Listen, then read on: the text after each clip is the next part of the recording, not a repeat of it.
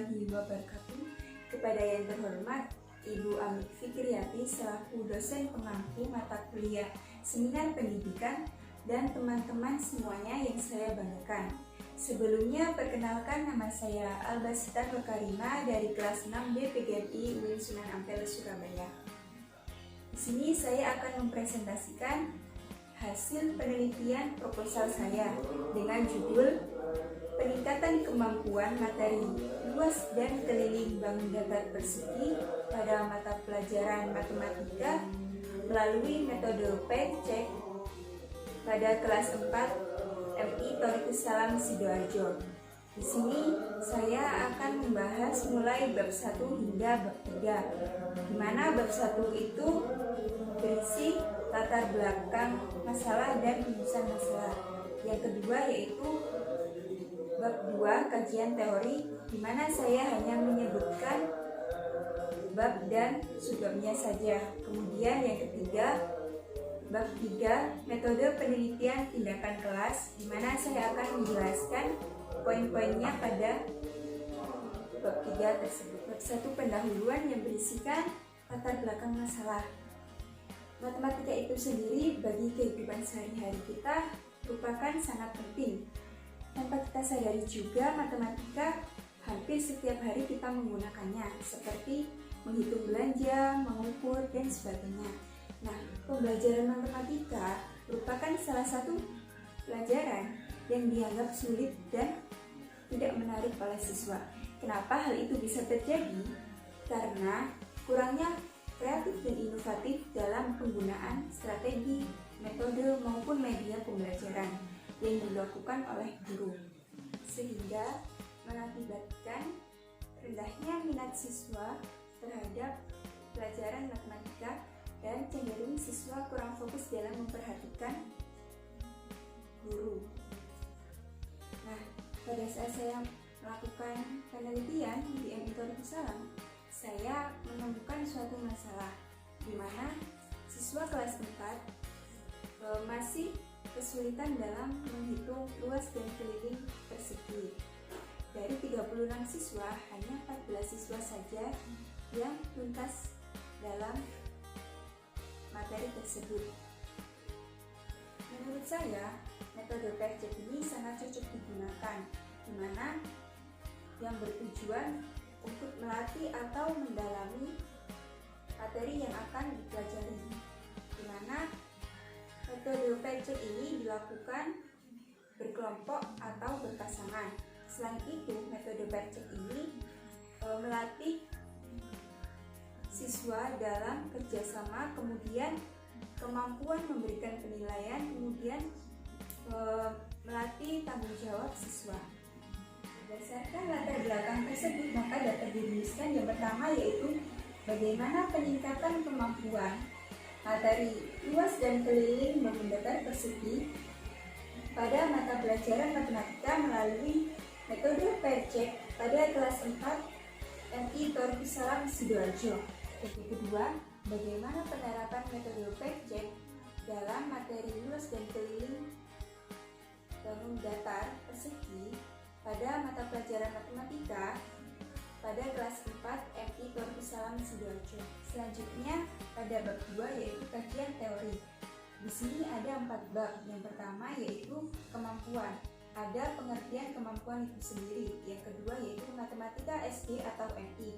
Ada pengertian pembelajaran matematika di SD. Kemudian yang kedua yaitu ada ruang lingkup pembelajaran matematika di SD. Yang ketiga yaitu ada karakteristik pembelajaran matematika di SD.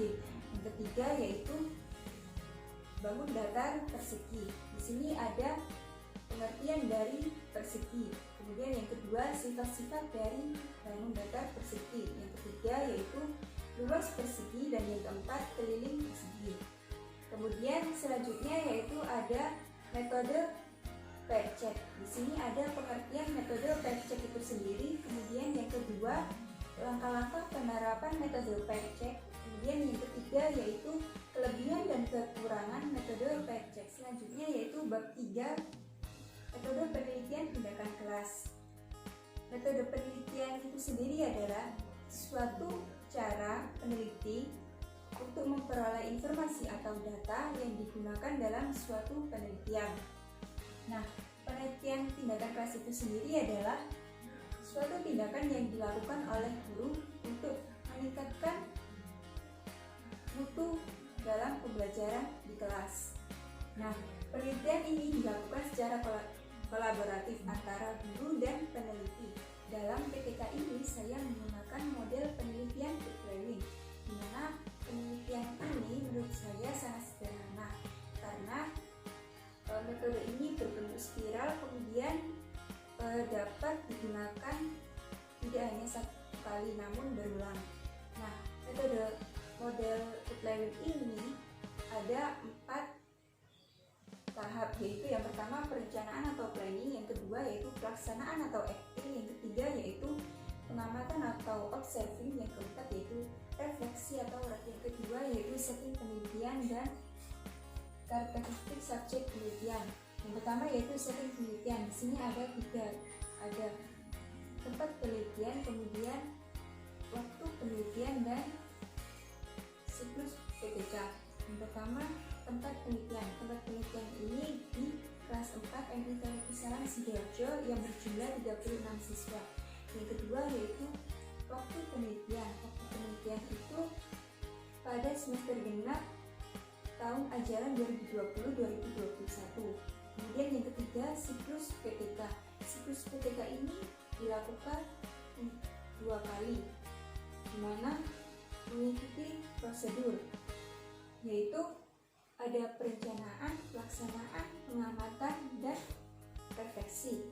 Kemudian yang kedua yaitu karakteristik subjek penelitian, yaitu yang pertama subjek, kepada siapa PTK ini dilakukan.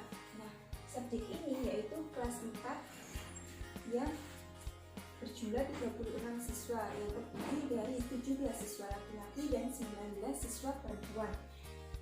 Yang kedua yaitu objek, hal yang menjadi pokok masalah.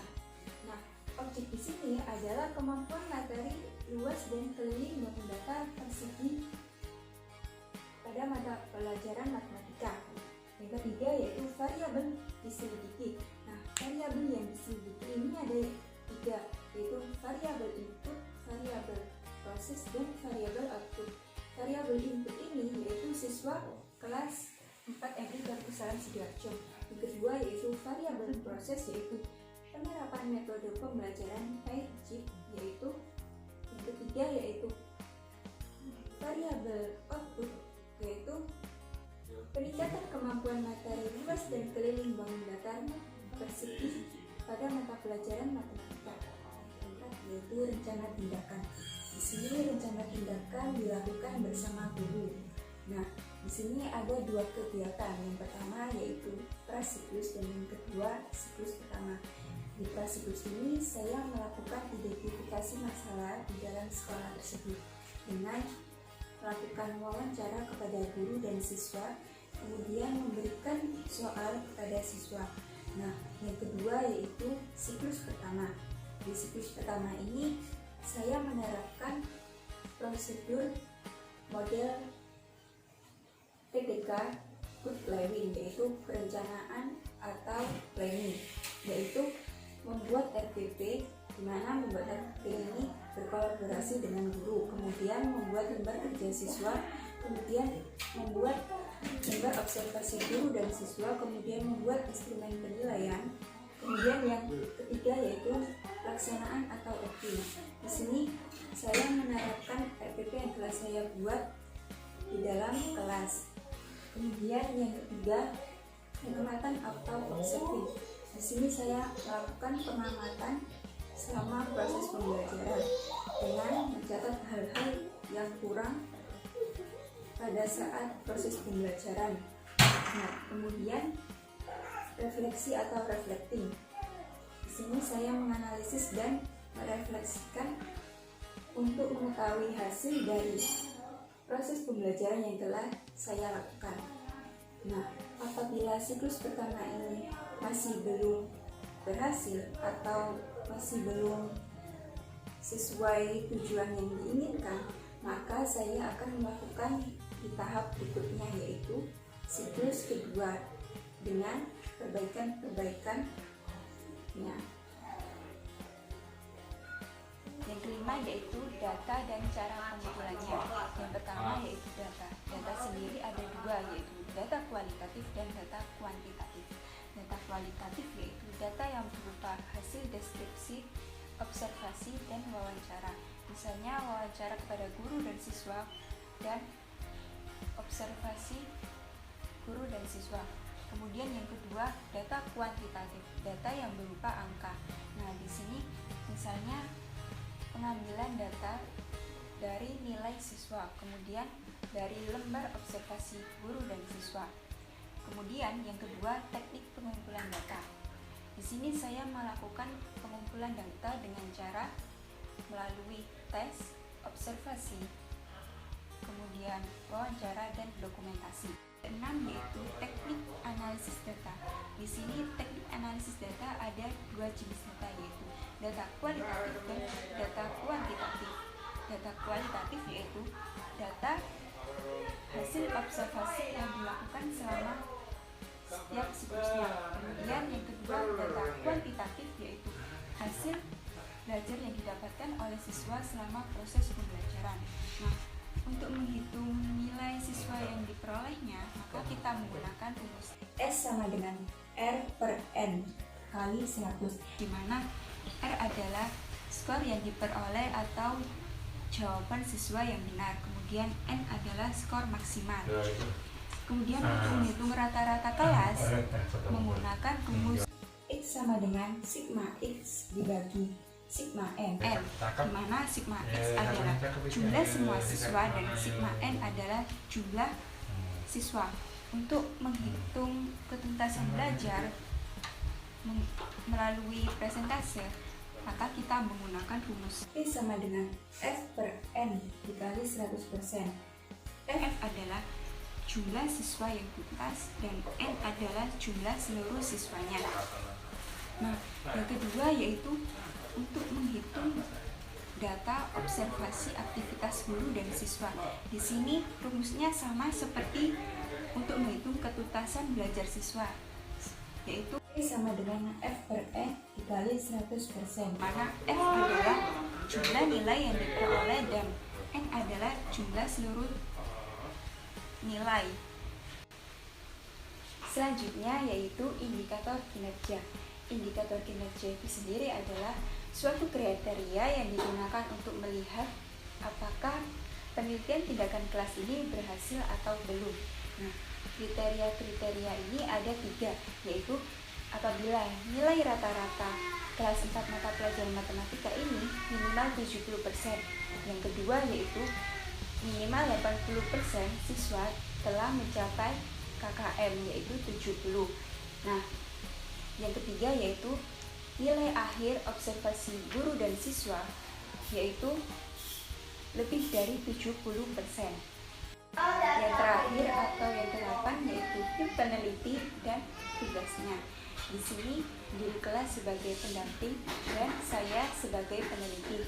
Nah, tim peneliti yang terlibat itu secara langsung ada 2, yaitu guru kolaborasi, yaitu Bu Putri Kisma Sari SPD, yaitu guru kelas 4.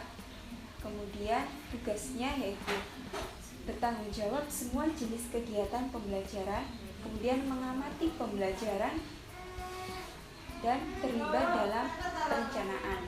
Nah, yang kedua yaitu peneliti Albasita Nur Karimah, yang bertugas sebagai menyusun RPP, kemudian membuat lembar kerja siswa, kemudian membuat instrumen penilaian, kemudian membuat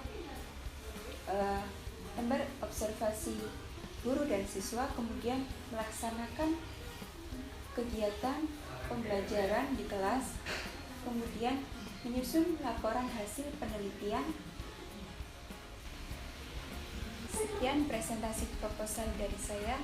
Mohon maaf apabila ada salah kata. Wassalamualaikum warahmatullahi wabarakatuh.